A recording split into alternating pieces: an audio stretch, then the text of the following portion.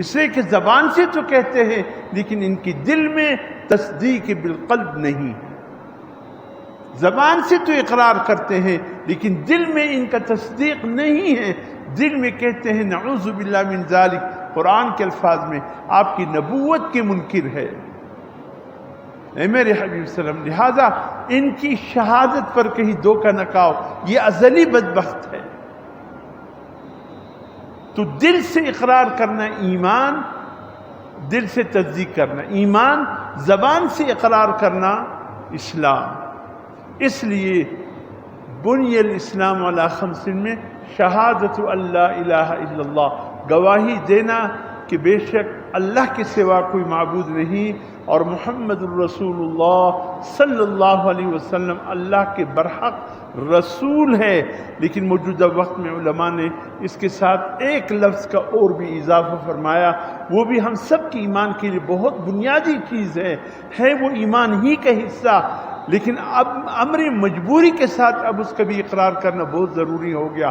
اور وہ یہ کہ حضور صلی اللہ علیہ وسلم کے بعد کوئی نبی کوئی رسول نہیں آئے گا. جو آئے گا وہ جھوٹا ہوگا، کذاب ہوگا، دجال ہوگا، پیغمبر نہیں ہوگا. حضور صلی اللہ علیہ وسلم اللہ کے صرف نبی اور رسول ہی نہیں بلکہ آخری نبی اور آخری رسول. اس کے بعد نماز ہے، زکوٰۃ ہے، روزہ ہے، سب سے آخر میں حج ہے. یہ حجاج جو سفر حج کے لیے جا رہے ہیں انتہائی نازک سفر ہے، خدا کی قسم. یہ تکمیل ایمان کا سفر ہے، یہ تکمیل دین کا سفر ہے.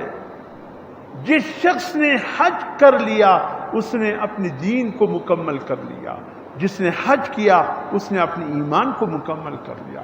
اسلام کے احکامات میں آخری حکم جو آیا ہے وہ حج کا ہے. صحابہ کرام فرماتے ہیں کہ حج کے حکم کے بعد نہ کوئی اور چیز حرام کرنے والی نہ حلال کرنے والی پھر اللہ نے نازل نہیں فرمائی، بلکہ سفر حج پورا کرنے کے بعد حضور صلی اللہ علیہ وسلم 80-81 دن زندہ رہے، پھر آپ صلی اللہ علیہ وسلم نے دنیا سے انتقال فرمایا.